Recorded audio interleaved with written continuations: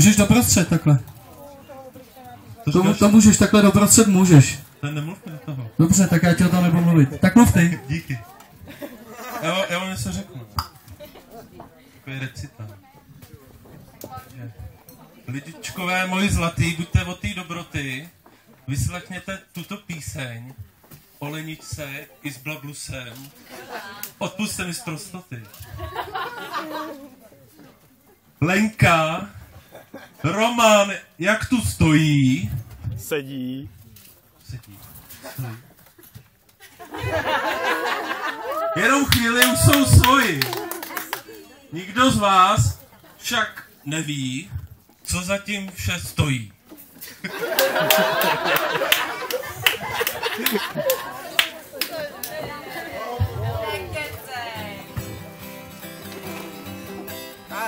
Ženu svou si dnes vzal čterbovou a to dlouho nechtěl sám. Ale tahle akce značí, že úmysly má kančí a do roka jí 3 blablátka dá. Jednou takhle na hokejce byla tma jak v prdeli. Došel olej v petrolejce, tak leželi v posteli. Pak najednou bez myšlenky táta jenom stáhnul trenky a to byl zrod naší Lenky.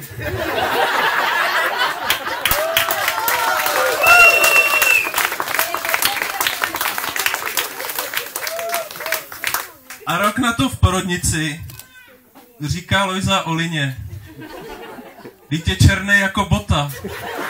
Zůstane to v rodině.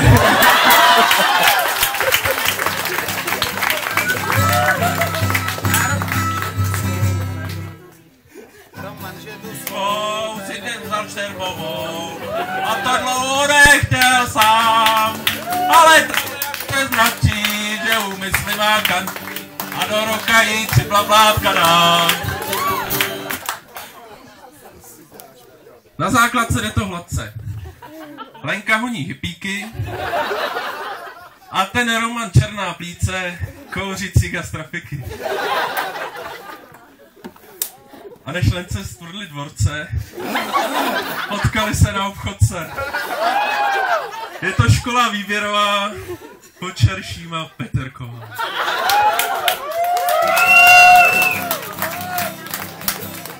Roman ženu svou si nevzal čterbovou a to dlouho nechtěl sám. Ale tahle akce značí, že úmysly má kančí a do roka jí 3 blablátka dá. Na jaře našel Roman fous, hned se holí elitem. Do vejce by se rád zakous, pomlásku má jakous takous, tak vyráží trabantem. Na Romana každá čeká, až jí kožich vypráší, jemu rum do hrdla stéká a za Lenkou piláší. Nejde to však bez kolize. Tráboš fáčku ohne ráfek, natáčí to televize a pak přichází hned krize. Roman nedostane kafe.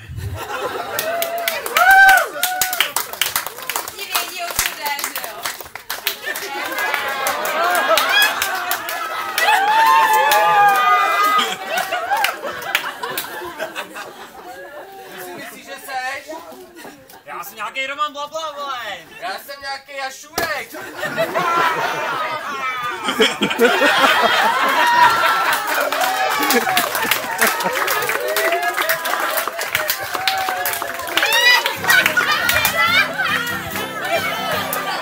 Roman ženu svou si nevzal čerbovou a to dlouho nechtěl sám. Ale tahle akce značí, že úmysly má kančí a do roka jí 3 blablátka dá. Po matuře z nenadání do Ústí jejich cesty ústí. Ukojit touhu po vzdělání do vysoký se tam pustí. Škola těžká, za to ručím, že by tady klecím spadla. Lenka se furt jenom učí a Roman, no ten je blabla. Po promoci Bydlet spolu odjíždí do teplých krajin.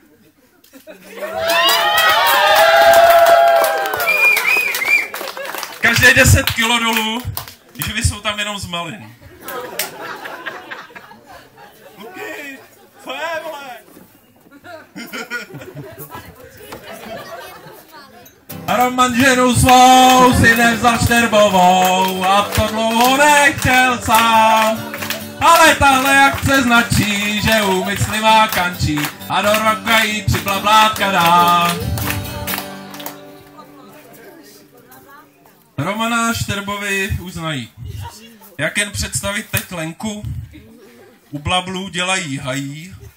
Lenka Romanovi tají, že si nešla s pískem venku.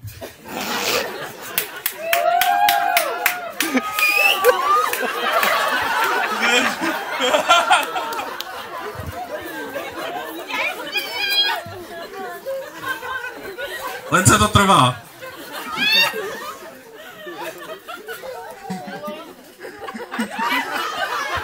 Roman, to je kanec!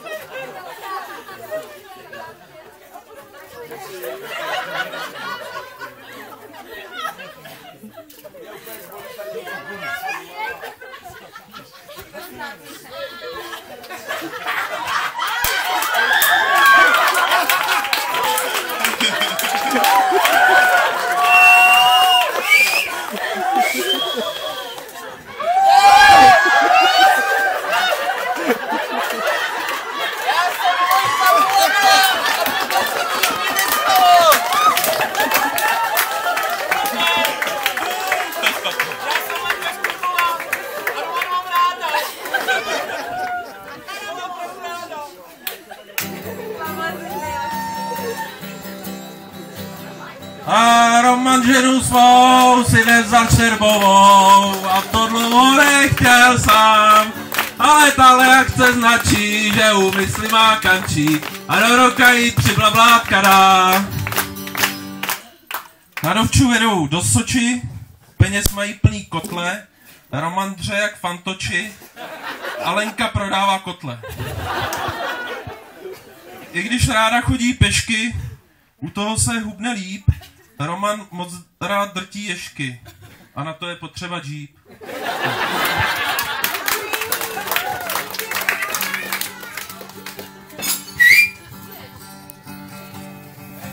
On přes rodinný rozpory ze stolu sebral úspory a mazal hned ten auták okouknout. Měl strach, že místní džípáci jsou vychcaný jak čupáci, chtěl člověka vždycky podfouknout. Ten auták byl však jak novej, zvuk motoru byl tutovej a tak vlastnil z čista jasna džíp. Hned pláci s Mírou hlavákem a podrbal se za ptákem a na houby vylít jako šíp. Ujel s ním sotva 10 mil, když k tomu motor vysadil, no co vysadil, úplně mu chcít. On marně kolem rajtoval, on kopal, do něj startoval, už nenaskočil, ta bestie žít.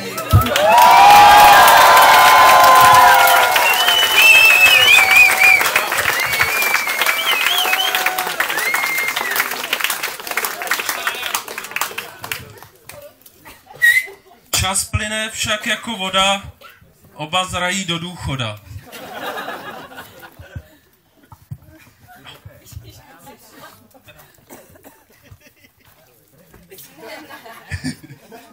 Tak co je, vole?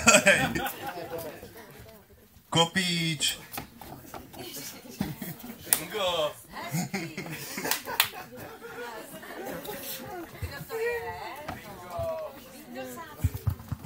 Kopíč, vole!